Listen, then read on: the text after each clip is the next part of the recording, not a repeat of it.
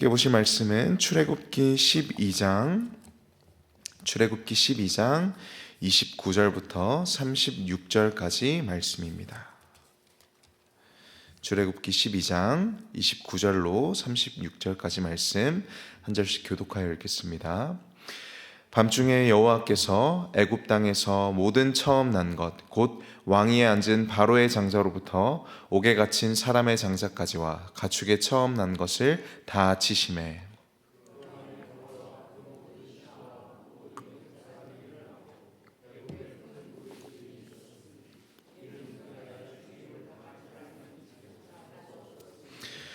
밤에 바로가 모세와 아론을 불러서 이르되 너희와 이스라엘 자손은 일어나 내 백성 가운데에서 떠나 너희의 말대로 가서 여호와를 섬기며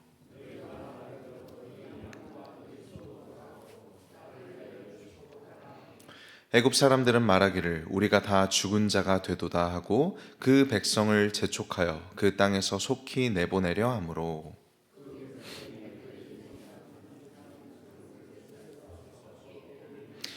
이스라엘 자손이 모세의 말대로 하여 애굽 사람에게 은금 패물과 의복을 구하매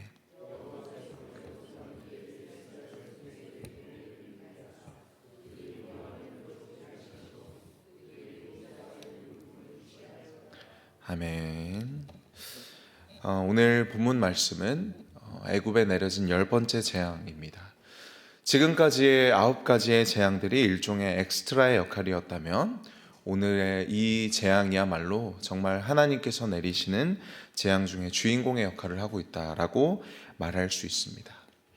다른 모든 9가지의 재앙들은 물론 그것이 자연 현상으로만 설명되는 것은 아니지만 자연적인 현상으로 설명될 수 있는 가능성이 있었다면 10번째 재앙, 그러니까 애굽의 바로의 왕부터 가장 낮은 자, 감옥에 갇힌 자의 장자까지, 그리고 가축의 처음 난 것까지 죽게 된 이 사건들은 그 어떤 자연적인 현상으로도 설명할 수 없습니다.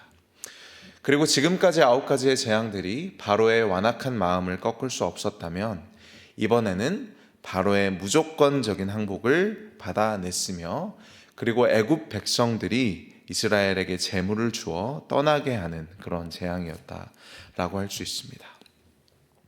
그래서 먼저 29절 말씀을 보시면 여호와께서 가장 높은 자의 장자, 그리고 바로 왕궁에 있는 바로의 아들이죠. 그리고 옥에 갇힌 자의 장자, 가장 낮은 자의 장자, 심지어 가축의 처음 난 것까지 치시는 것을 볼 수 있고요. 30절 말씀을 보시면 그리하여서 밤중에 바로와 그리고 그의 모든 신하 모든 애굽 사람이 일어나 큰 부르짖음이 그 성읍에 있었다라고 성경이 기록하고 있습니다. 그래서 그 한밤중에 이제 바로가 모세와 아론을 불러내어서 이렇게 말하고 있습니다. 너희와 이스라엘 자손은 일어나 내 백성 가운데서 떠나 너희의 말대로 가서 여호와를 섬기며. 중간에 우박이 내렸을 때도 바로가 너희가 이 땅을 떠나서 여호와를 섬기라 라고 하였지만 그때에는 이스라엘의 남자들만 가서 여호와를 섬기라 라고 말했다면 이제는 너희가 말한 대로, 너희가 요구한 대로 모든 백성이 떠나서 여호와를 섬기라. 그리고 32절 말씀 보시면 다시 한번 너희가 말한 대로, 너희가 제안한 대로 너희 양과 너희 소도 몰아가고 나를 위하여 축복하라 하며 라고 말합니다. 여러분, 바로가 지금 모세에게 무엇이라고 말하고 있냐면 나를 위하여 축복해달라, 나를 위하여 기도해달라라고 말하고 있습니다. 지금 아들을 잃고 그리고 온 애굽의 첫째 장자가 모두 죽은 이 상황에서 바로의 이러한 요구는 어떤 웃음기가 섞이거나 비아냥거리는 것이 하나 없는 엄숙한 부탁이라고 할 수 있습니다. 지금 애굽의 왕 바로와 애굽 사람들은 무엇을 경험했냐면 그들의 태양신, 그들이 믿고 섬기던 태양신 라가, 또 생명을 주는 신인 오시리스가, 집을 지키는 수호신인 타오르트가 모두 하나님께 심판을 받고 무너져 내리는 것을 경험하였습니다.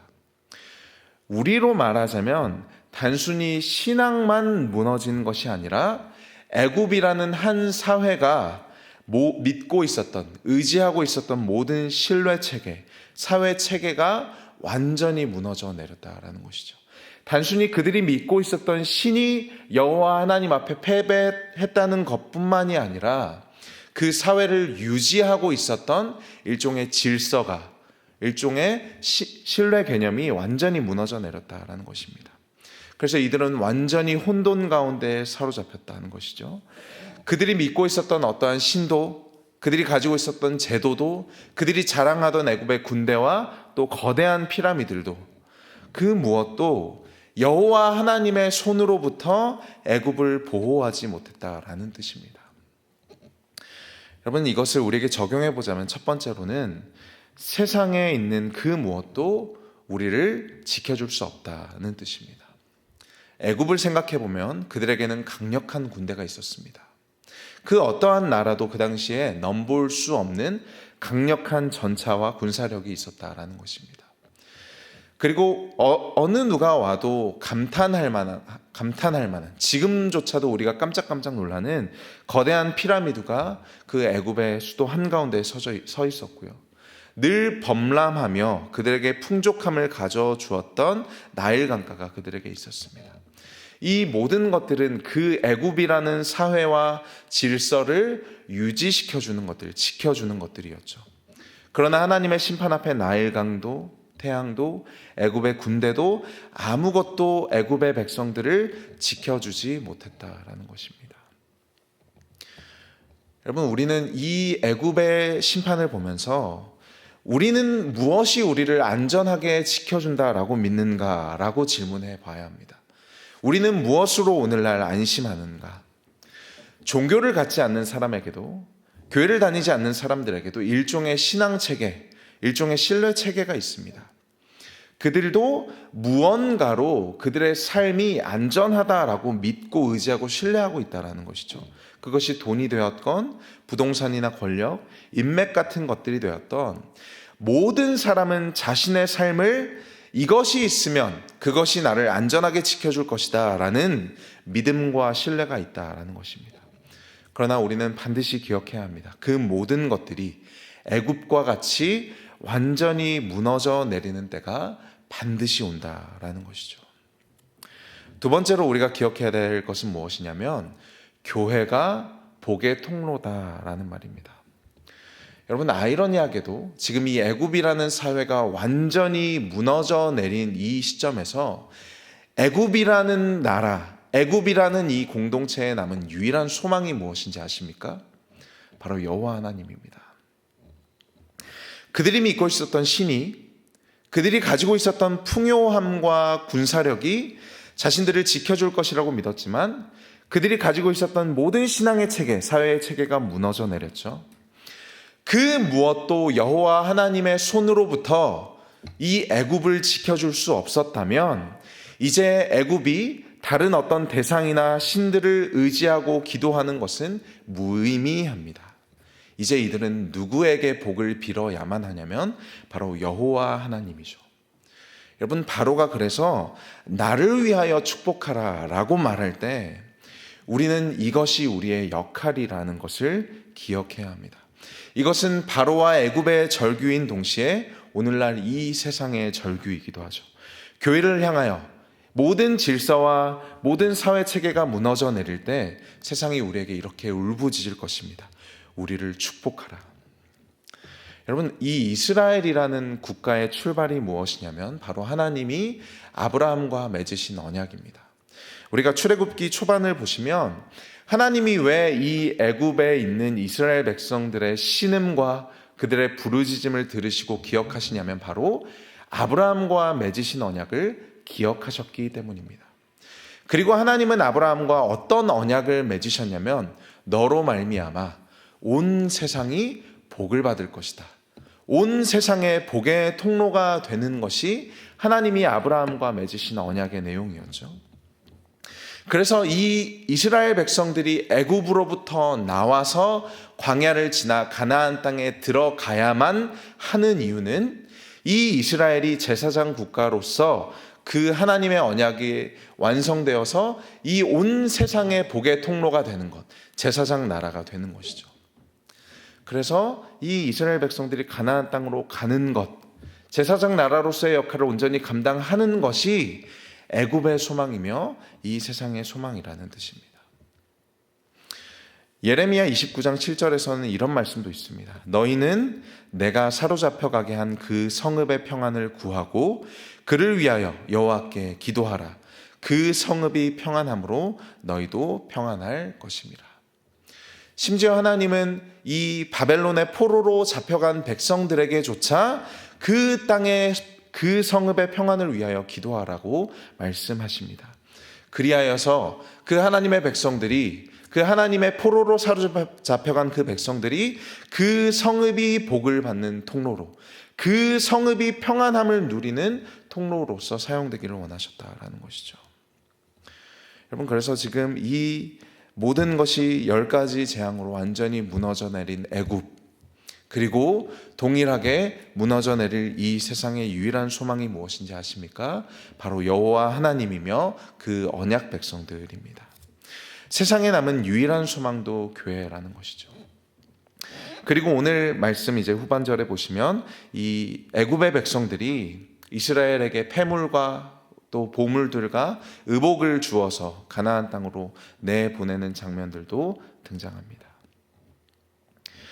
여러분, 그래서 정말로 이스라엘이 애굽으로 가서 가나안으로 가는 것, 언약 백성이 되는 것, 이 온 열방이 아브라함의 자손을 통해서 복을 받는 내용입니다. 33절 말씀 보시면 애굽 사람들은 말하기를 우리가 다 죽은 자가 되도다 하고, 우리가 다 죽게 되었도다 라고 이 애굽 사람들이 절규할 때 그 소망은 이스라엘 백성들에게 있다라는 것이죠. 여러분, 이 세상에 죽음을 경험하지 않는 사람은 한 사람도 없습니다. 하나님은 장자를 치실 뿐만 아니라 죄의 종된 모든 이들에게 사망을 선고하셨습니다. 여러분, 그렇다면 이 세상에 남은 유일한 소망이 어디에 있겠습니까? 아브라함의 자손으로 오신 가나안 땅, 그 언약 백성들의 땅에서 베들레헴에서 태어나셔서 아브라함과 맺으신 그 언약을 완성하시고 우리로 하여금 하나님께 나아가게 하는 복의 통로를 완성하신 그리스도만이 이 세상의 유일한 소망이며, 그 주님의 몸된 교회가 이 세상의 소망이라는 말입니다. 우리는 하나님의 재앙으로 말미암아 완전히 무너져 내린 애굽이라는 한 사회를 바라봅니다. 그들의 완악한 마음으로, 하나님의 말씀에 순종하지 않음으로 그들이 믿고 의지하는 모든 것들이 완전히 무너져 내린 한 사회를 바라봅니다. 그리고 이 애굽과 같이 이 세상 또한 그들을 안전하게 하리라 라고 믿고 있었던 모든 그들의 신앙과 신뢰 체계가 무너져 내릴 때가 반드시 올 것입니다. 여러분, 그때 우리의 소망이 무엇이겠습니까? 그때 우리의 역할이 무엇이겠습니까? 하나님께서 이 무너져 내릴 세상 한복판에 교회를 두신 이유가 무엇이겠습니까? 바로 복의 통로가 되라는 것입니다.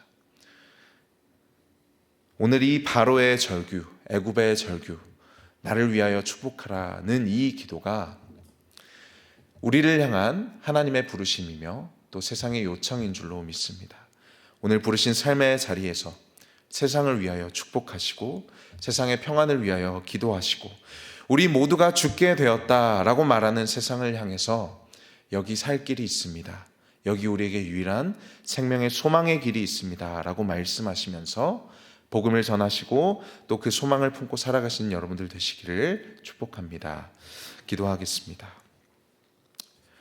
하나님, 감사합니다. 무너져가는 세상 속에서 죄와 사망으로 말미암아 우리가 다 죽게 되었도다라고 말하는 세상 속에서 우리를 예수 그리스도의 십자가 대속으로 말미암아 구원하시고 우리에게 생명 주셔서 또한 이 세상을 향한 축복의 통로의 사명을 감당하게 하시니 감사합니다. 무너져 내리는 세상을 바라보며 그들을 부러워하고 그들을 두려워하고 그들을 동경하는 것이 아니라 오늘 우리를 이 세상 한복판에 두신 하나님의 그 사랑, 하나님의 긍휼하심을 기억하며 우리 안에 품은 그 복음의 능력 가지고 세상을 향해 나아가 우리의 진정한 소망 되시고 생명 되신 그리스도를 전하고 또 나타내는 우리의 삶이 되게 하여 주시옵소서. 나를 위하여 축복하라 라고 말하는 그 바로의 기도를 기억하며 오늘 우리를 부르신 삶의 자리, 직장과 모든 관계와 가정에서 믿지 않는 자들의 그 사이에서 세상의 복의 통로가 되는 주님의 귀한 백성들 다 되게 하여 주시옵소서. 예수님의 이름으로 기도합니다. 아멘.